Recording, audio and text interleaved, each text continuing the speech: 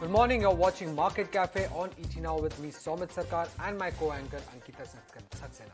Well, those are some good visuals coming in, Ankita, right? Absolutely. Happy New Year to all our viewers on that front. How was your New Year, Somit? Well, it was very good. How was yours? Perfect. But I don't think the markets did that well. I mean, on Friday especially. Yes, on Friday, the US markets ended rather on a sour note, ending a year that was considered to be, the worst since 2008. The Dow Jones Industrial Average and the S&P 500 shed 0.25% in trade. The Nasdaq Composite ticked down 0.1%.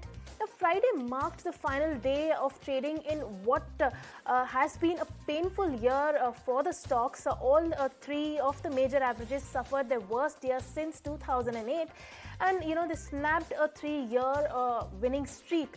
The Dow fared the best of the indices in 2022, down 8.5%.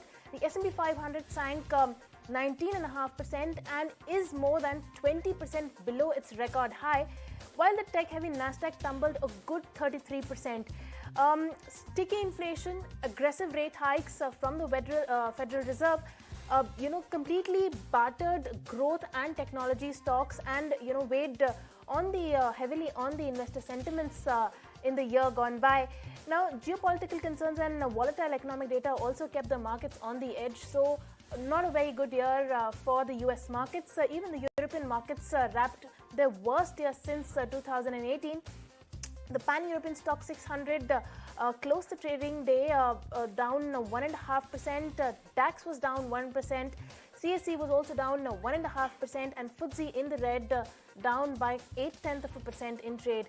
Now, the important thing to note is that the US, UK, Singapore, and Hong Kong markets will be shut today for holidays.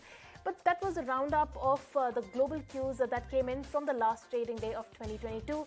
Here's hoping there is more action, more good action happening coming up in the year 2023. Somit, take us through how has the crude fared? Well, Brent crude prices did end on a positive note the calendar year 2022. In fact, this is the second consecutive calendar year where we have seen gains when it comes to Brent crude. In 2021, they closed with around 45% higher, while in 2022, they have closed close to 19% higher from the start of the year. Now, on Fridays, the gains were largely on the back of the fact that there could be higher demand coming in from China. Then there is a possibility of a lower output coming in from Russia because of the price caps, and both these factors kept the crude prices on a higher note. However, when it comes to gas prices, in US the gas prices continue to fall because of a warmer weather. There's also a possibility that the Freeport LNG restarting might be delayed, which could lead to higher inventories in the country.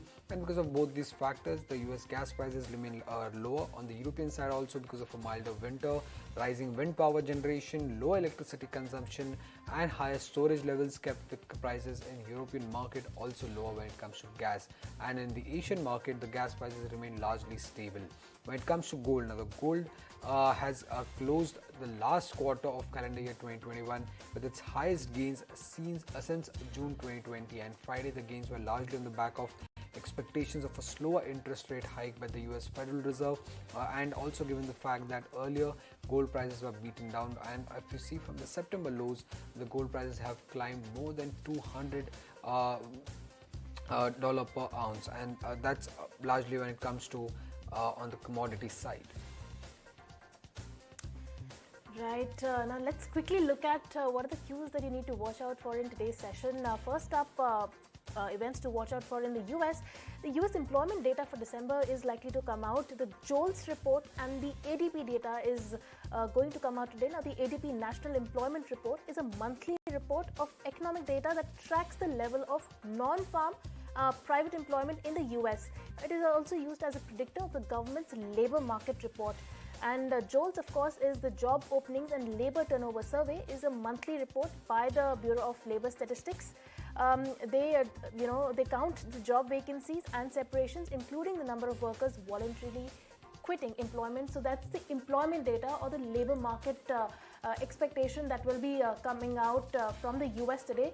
We also have the Fed meet minutes that will be coming out. A very important thing to watch out for in today's US session. Also, we have cues to watch out for in India. We have the auto December dispatches, We also have the sell-side preview from the IT sector and the banking sector, and we have the FMCG and banking sectors quarterly updates. So these are the cues that you really need to keep an eye out on today. Well, moving on to some global news. Firstly, China's home prices fell at a faster pace in December according to a private survey. Home prices in 100 cities fell for the 6th month in a row in December. Meanwhile, China's manufacturing activity contracted sharply in December for the 3rd month in a row. Now, Beijing abruptly loosened pandemic restrictions, but despite that, the country is still struggling to recover due to surge in COVID cases. And North Korea's Kim Jong-un called for an exponential increase in the country's nuclear arsenal, including new power missiles for nuclear counterstrikes. He also called for an exponential increase of the country's nuclear arsenal. Kim said South Korea has become an undoubted enemy. Kim's comments come at the end of a year that saw his regime test more missiles than at any time in North Korean history. Russia rained missiles and exploding drones in Ukraine. Massive explosion hit the capital Kyiv and other cities on the final day of a year shaped by Russia's invasion. Now, Putin called the invasion a sacred duty of the Russians. Now, the aerial bombardments forced Ukraine war-ravaged electric utilities to shut off power. Moving on to Brazil, Lula da Silva was sworn in as Brazil's president. He criticized far-right former leader Jair Bolsonaro. He also pledged drastic change in a nation that, according to him, was in terrible ruins. Meanwhile, Bolsonaro has condemned the protests against his defeat. He flew to the US ahead of the handover ceremony. Well, it's been a turbulent year for the equity markets amid rising rates, recession concerns and an overall risk-averse sentiment. But the Indian markets are still on a track to end the year with positive returns. Vamakshi joins in and talks about the year gone by. Well, what a year has it been for the Indian markets. We saw benchmark indices scale record highs. In fact, the World Bank believes that with GDP expected to grow at 6.9% in FY23, India may remain one of the fastest growing major economies. Now, given strong domestic fundamentals amid global macro headwinds, it comes as no surprise that India emerged as the best performing market in 2022. Now, this winning streak was largely supported by banks, metals, FMCG and auto. PSU banks particularly managed to significantly outperform other sectoral indices. On the flip side, the two big winners of the COVID era, IT and pharma, were in for trouble in 2022, with the IT index declining after gaining consecutively for the last 5 years. It is also interesting to see how some of India's biggest business houses have performed. Now, given the move in Adani Group stocks this year, the group saw the largest jump in market cap. This was followed by Reliance. The Tata Group stocks were the biggest wealth wipers of 2022. Moving on, now let's get a bit more stock specific and look at some of the star performers of 2022. BLS International tops this list, posting the biggest yearly gain in its history. Adani Group stocks and some public sector undertakings also posted a good rally. On the other hand, IT names like Brightcom Group, Tanla Platforms, Zensar Tech stood among the duds of these streets this year. New age tech companies like Paytm were also some of the major wealth eroders this time around. When we look back at the year gone by, Nifty posted a 300 points plus rally 12 times with the largest single day gain of 510 points on Feb 15. On the other hand, there have been another 15 instances where the index has crashed at least 300 points in a day. In fact, February 24th was the worst day for Nifty when it crashed nearly 815 points after Russia invaded Ukraine. It is interesting to note that as the US Fed began rate hikes, foreign investors flee the Indian markets. But they made a comeback in the last 2 months of the year. While they took shelter in defenses like healthcare and FMCG, they pulled out funds from investments in software and financial services. Additionally, India was one of the brightest spots in an underwhelming year for IPOs globally. The number of deals increased by 3% by volume, but the proceeds declined by nearly 56%. Nevertheless, India saw one of its biggest ever listings with LIC. In fact, Adani Wilmar was the best performing IPO of 2022. So that was the tale of 2022. But where are markets headed in 2023? Most brokerages are highlighting that the superior growth outlook has already been factored in the valuations. In fact, Goldman Sachs believes that Indian equities are less likely to outperform for the third successive year. The consensus target from all these brokerages imply just a 5% upside in 2023. However, in sector themes, D Street is betting big on capex revival and credit growth. But will the markets march that way? Only time will tell. Right. Only time will tell how the markets will fare this year. The time has already begun though. It's the first trading day of the year. With that, we'll quickly slip into a short break. You don't go anywhere. There's lots more news coming up on the domestic front on the other side.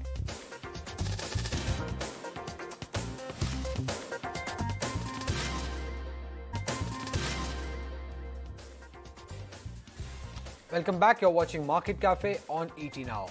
Moving on to some domestic news. Now, the RBI's repo rate hikes may have been a bad news for borrowers, but depositors are benefiting from the move.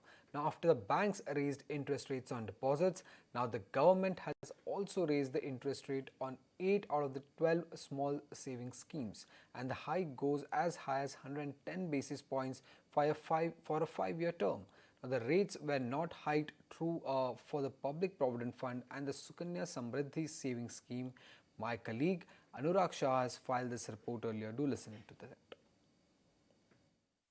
We can say a New Year gift for millions of small saving investors because government has revised interest rates in few small saving investment schemes and these will be applicable from 1st January 2023 to 31st March 2023. In September also, after a wait of 4 years, there was an upward revision in few small saving schemes, and this time there is a upward revision of 20 basis point to 110 basis points. So for 1 year time deposit, interest rate has been increased from 5.5% to 6.6%. For 2 year time deposit, interest rate been increased from 5.7% to 6.8%. For 5 year time deposit, previously the interest rates were of 6.7%. Now it has been increased to 7%. For senior citizen scheme, rates were of 7.6%, which has been hiked to 8%. For monthly income account scheme, there is a 40 basis point increase from 6.7 to 7.1%. For public, there are two popular scheme of Public Provident Fund, which is PPF and Sukanya Samriddhi Yojana. So in these two schemes, there is no change of interest rate. Everyone was hoping for an increase in interest rate for these two schemes also, but these two schemes are untouched. So for Sukanya Samriddhi Yojana, interest rate will be of 7.6%, and for PPF also interest rates will be of 7.1%. So these rates will be applicable for a quarter of 1st January 2023 to 31st March 2023. That was some good news coming in for small scheme investors. Moving on, the auto sector sales does paint a part of the macroeconomic picture of the economy, and sticking to more macro indicators, the government has released the data of the output of 8 core infrastructure sectors today. Now, it showed that production has risen by 5.4% in November against a 3.2% growth reported in the same month last year. Analyzing the data, one can see that coal production has risen about 12% on a year-on-year basis, whereas cement too has seen a good uptick, rising 28%. Now, given the volatility in crude prices, output of crude oil has fallen 1.1% in November.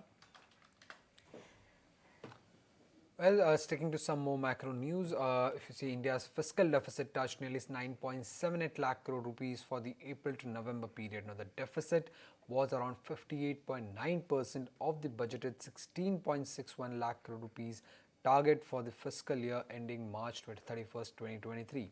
Our revenue deficit stood at close to 5.73 lakh crore rupees, or 57.8% of the full year target of 9.91 lakh crore rupees.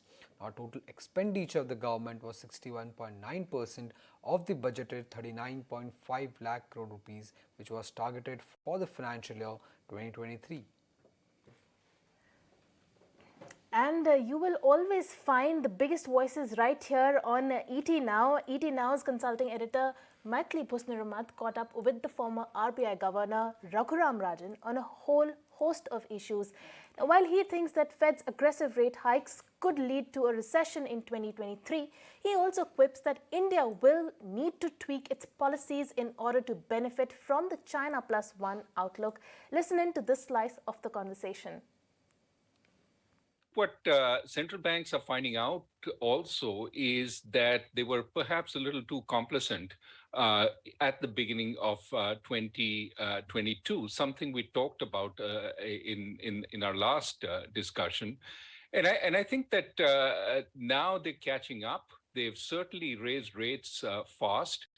And it is this, the rise in interest rates, the rise in mortgage rates, the decline in housing, all of which is causing the possibility of a recession next year. Coming specifically to the US economy, we've seen inflation, over there. The numbers are way over the Fed's target of 2%.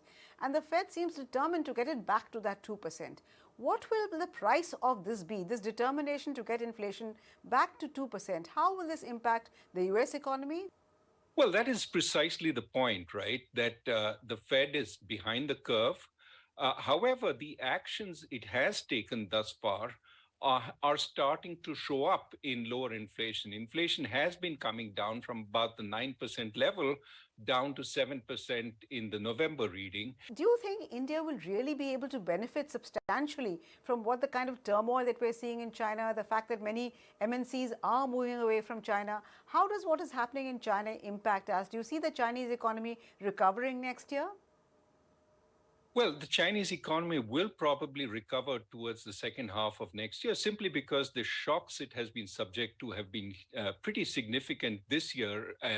Certainly, some of the policy shocks, such as the action against the private sector that China took up, aided and augmented by Chinese officials, has been problematic. The fight with the rest of the world, primarily with the United States, on tariffs has been problematic. The zero COVID policy, which was maintained for far longer than its sell-by date, and now has sort of reverted to a sort of free-for-all, which is causing enormous sort of havoc in China.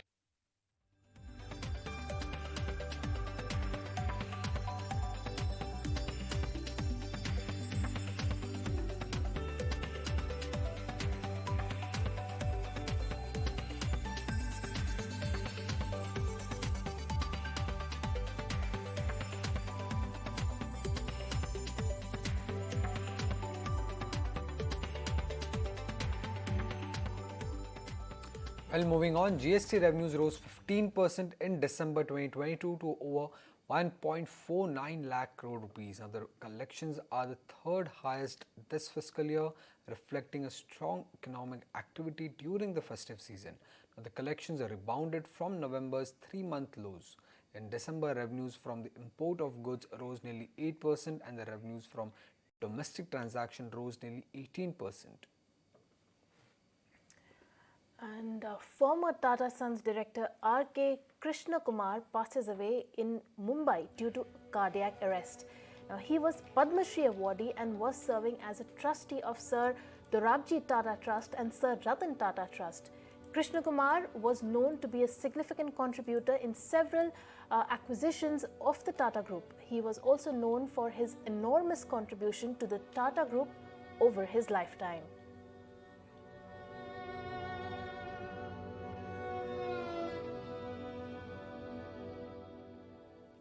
With that, let's slip into a short break and we'll be back with more news on the other side.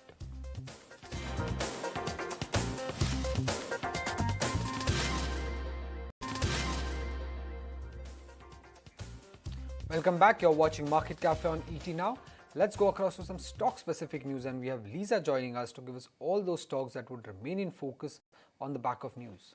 Well, it's a start of a new month and companies have updated on their monthly figures. So, MOIL has broken their multi-year record at registering the best December production numbers. The production has increased by 18% month on month, while the sales was up 91% month on month. Well, the prices of the ferro grades of manganese ores was also revised upwards since 1st December 2022, and the ferro grades with manganese content of 44% above that has increased by 15%, while the manganese content below 44% that has increased by 7.5% month on month.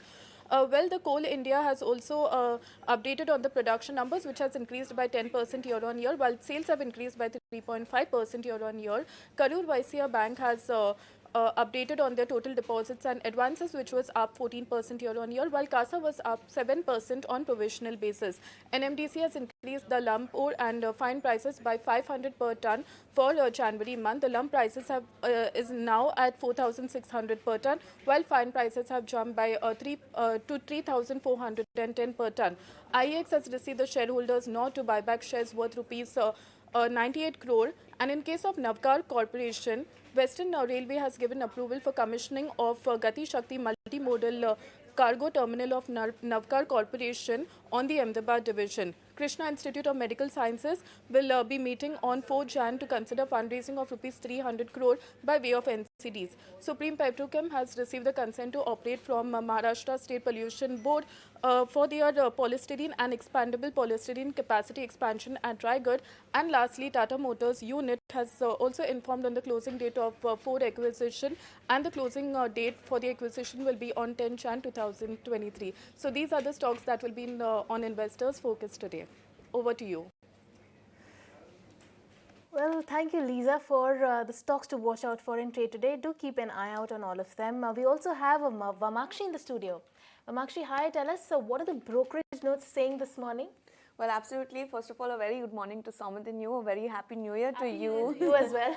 And let's first look at Maruti Suzuki. Now, on the first day of the new year, we saw auto companies come out with their numbers. Maruti Suzuki reported sales at 1.39 lakh units, which is a downtick of nearly 9% on a year-on-year, but they were largely in line with the estimates that we were working with.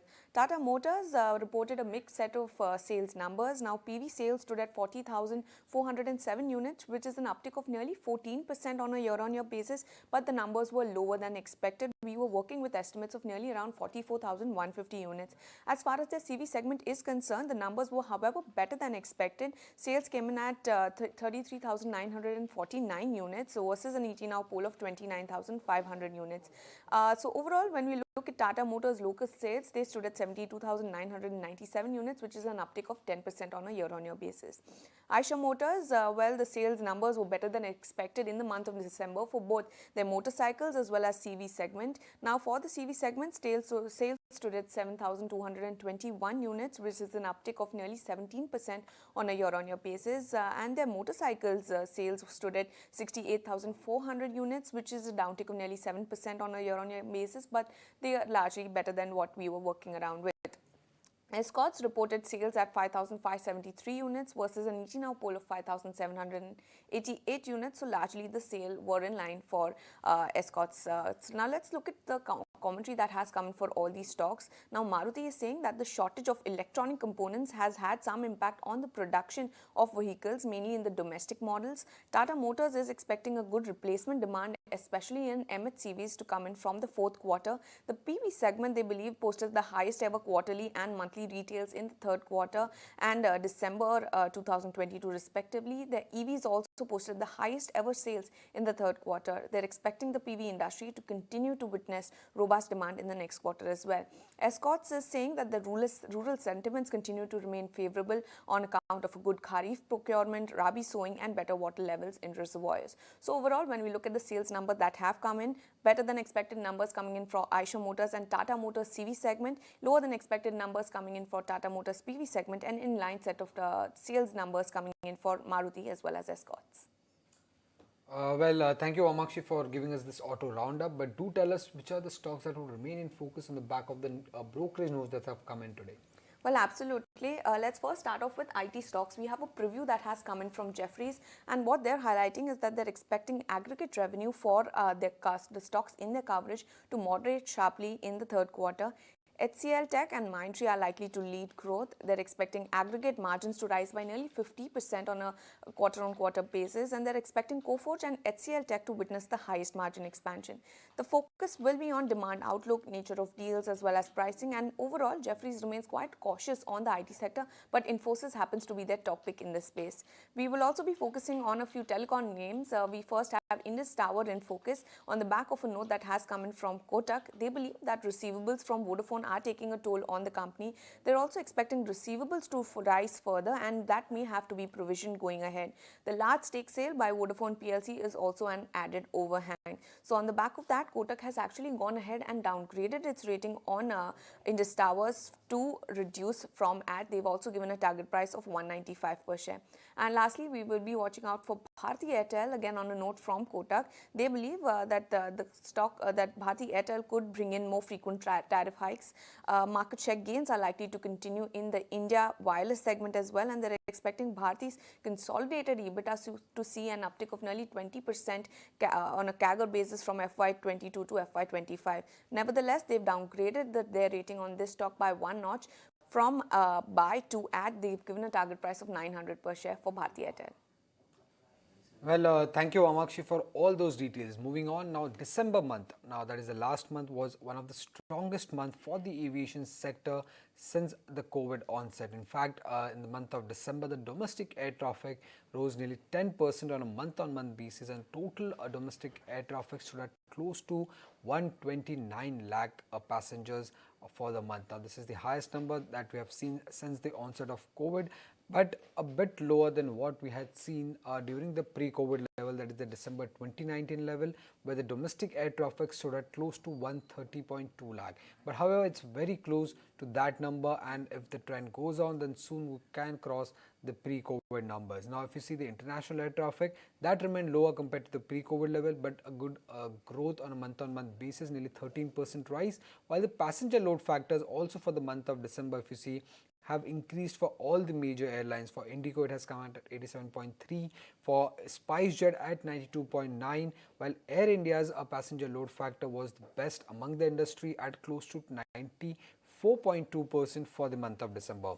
And given the fact that the third quarter of FY23 has also ended, for the entire quarter, if you see, the domestic air traffic was up nearly 19%, and the international air traffic was marginally up by around 2%. Passenger load factors also improved for all the major airlines on a quarterly basis. Also for Indigo, it improved to 85.4% from 79% in the second quarter of FY23, while for SpiceJet, it increased to around 90.5% from 83.6% reported by the airline in the second quarter of FY23. All right, now looking at the government's divestment plans and targets, we caught up with Divestment Secretary Tuhin Kanta Pandey on the hits and misses they faced in 2022. He says that it has been very challenging in the last 2 to 3 years. Here's a snippet of the chat. It has been actually a challenging year. Last 2-3 years, in fact, have been very challenging. And as we speak, we have another kind of apprehensions again, due to China's situation.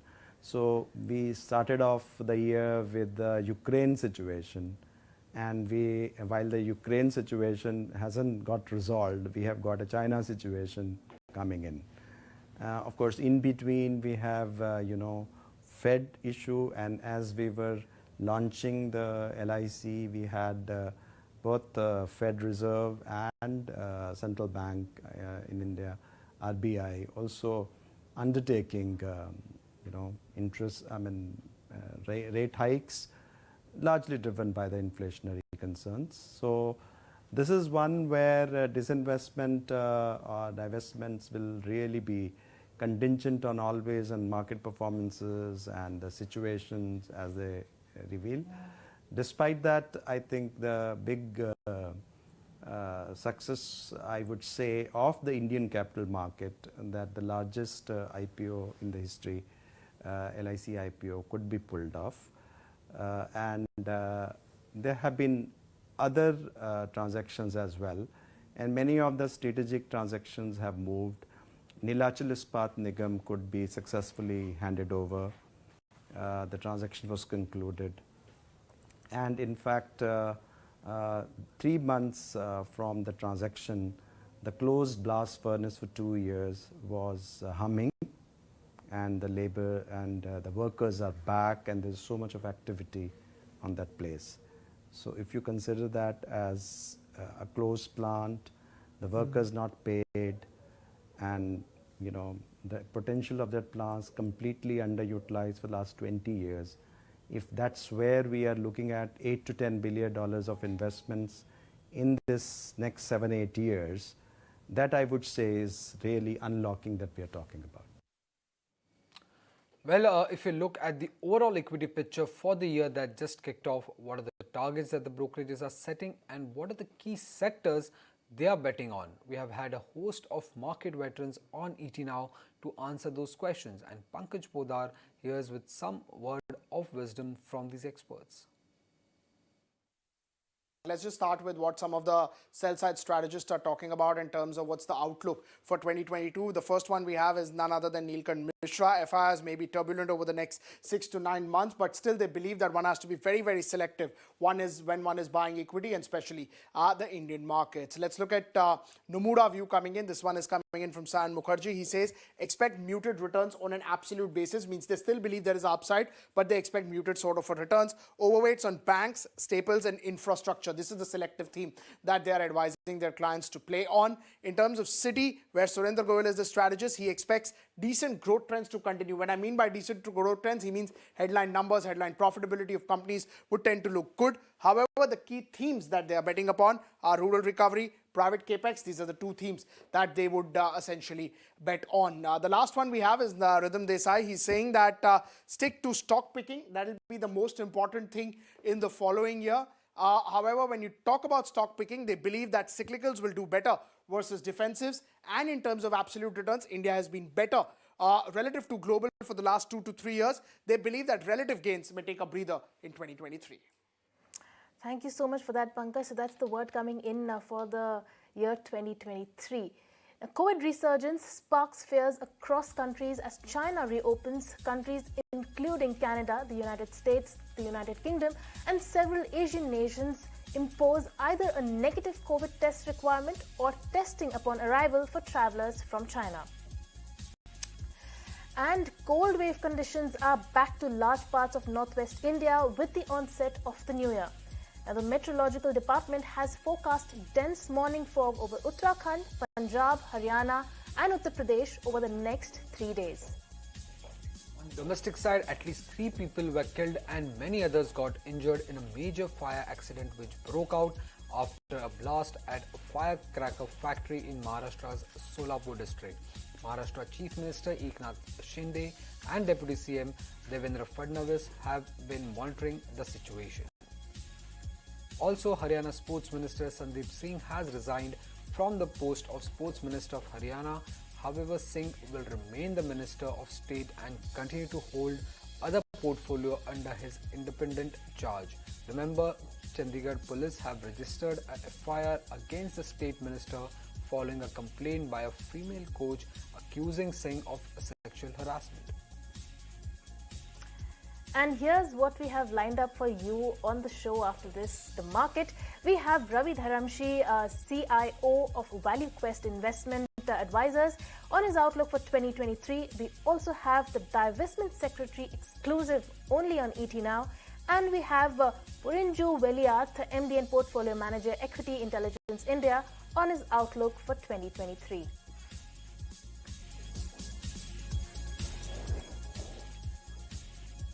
With that, it's a wrap on this edition of Market Cafe. Stay tuned for more on ET Now.